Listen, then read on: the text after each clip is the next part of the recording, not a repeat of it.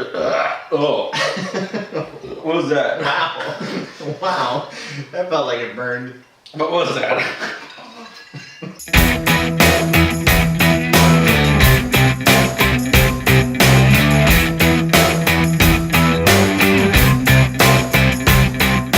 Hello and welcome to another episode of Whiskey Business, the only YouTube channel tells you exactly how drunk you have to be to see a movie.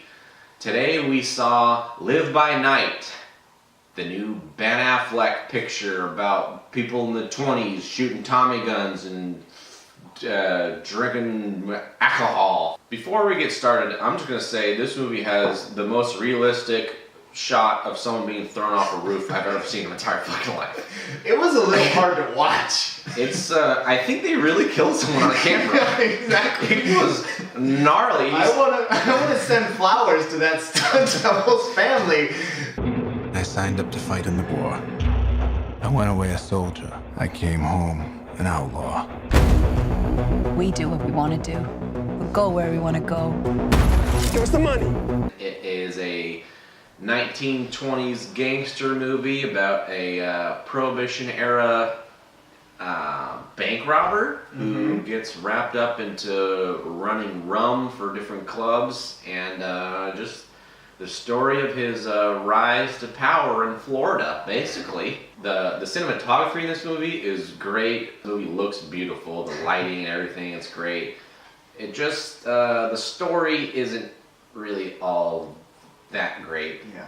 The story is kind of overly ambitious of showing what, I don't know how long this fucking thing takes place, but I think it must be like 10 years of this guy's life, but you have no idea because it's kind of like always moving forward.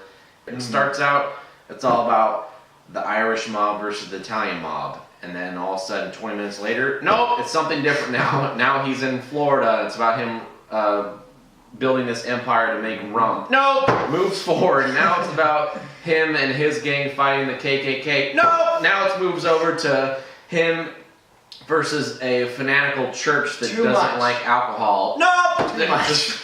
There's a lot of things going on here. I think Ben Affleck bit off a little more than he can handle right now. Yeah. If they would have just picked one of these stories and focused on it, it would have been a lot better movie. But because it's so jumbled, you can't really get invested in stuff because there's new characters coming in and dying and new stories, and his motivations are switching around. Yeah. It's decent, but it's not as great as I thought it was going to be. I was gonna say I love the 1920s era. It was so amazing. They were very true to the times. I mean, from the cars to the clothing to the gangsters and mobsters and the way the guns, and they would work with the police force and how the police force was on the take and all that kind of stuff. It was really cool, and they definitely did their research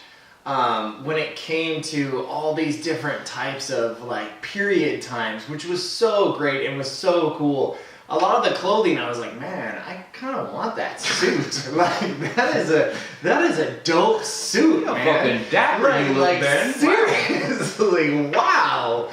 I would rock that at a shindig for sure, you know. But like Josh was saying, I mean, the only thing that I could add was the characters' motivations were changing so much throughout the movie. It kind of left you feeling like, okay, why is this changing so much? And why is it so different from one scene to the next? It's a decent gangster movie that is sprinkled with some pretty great moments. There's some awesome scenes in this that are like the whole theater was like, oh shit. For a Ben Affleck movie, this is probably his worst movie, but that's not really saying much because his other movies are pretty fucking incredible. Yeah. So it's still well made. It's still got some great moments. It's just not up to his par of his other movies he's made. Right.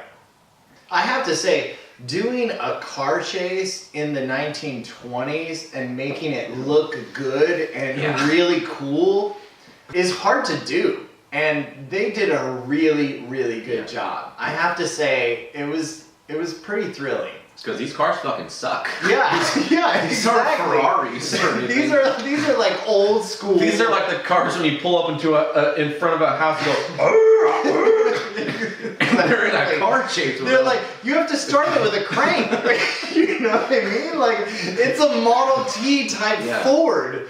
And you know these fucking doing barrel rolls in the fucking streets and stuff. Having these ghetto cars. I mean, like we watch movies like Fast and the Furious, Part 27, you know, and we see these cool high tech cars with like big engines and all that kind of stuff. They didn't have that back then. Like this was all new. Let's see Vin Diesel pull up in front of Kurt Russell and go like, hey, this is all about family. Tyrese is fucking shoveling coal into an engine. Just like, fuck this shit, man. I think we just made a new series here. Fast and Furious goes back in time. Fast and the Furious, part 1920. Because they're all Boom. in Model Ts. Oh, shit. Oh, wow. I gotta get on the phone. We just wrote a movie, guys. Yo, Vin, it's me, Josh. I got an idea for next movie. I give this movie a buzzed. It's a decent gangster flick that I think most people will enjoy. Just, it's not what I was expecting from Ben Affleck, but it's not terrible. I think it's a good time. So have a beer, be buzzed. You'll enjoy this for sure. I too would give this movie a buzzed. I liked it a lot. I would definitely go check it out in the theaters. It's definitely worth going to see. But I felt like the character motivation kind of drifted a little too much for me. Kind of gave away the ending a little bit.